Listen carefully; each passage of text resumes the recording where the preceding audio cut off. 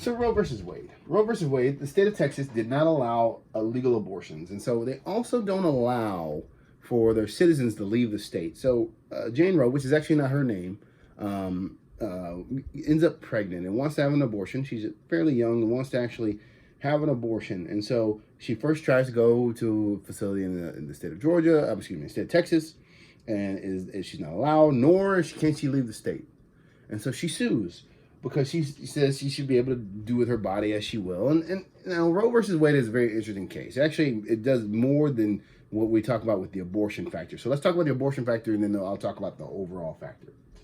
And so the case is argued over whether she has the right to terminate her pregnancy or not. And so the case goes all the way up to the Supreme Court. In the first trimester, the three-tier test for Roe versus Wade is created. The first trimester, you have the absolute right to terminate.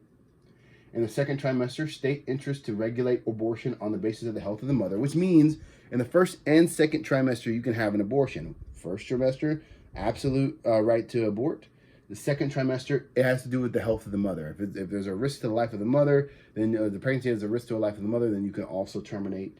And then third trimester, when fetus becomes viable, that means when it can live outside of the womb, life is paramount and you cannot have an abortion. So in first and second trimester, abortions are allowable. Now, that being said, this case has more to do than with the abortion factor. Roe versus Wade also it kind of says that as a person, you have the right to do with your person as you please. So the ability that, where government cannot regulate your body or determine what you put on it or what you put in it or what you do with it within reason. So, being pierced, being tattooed, all falls into that. The protection from government to put, barcodes or chips in your person. All of those things come from the protection of this case. So it's more than just abortions.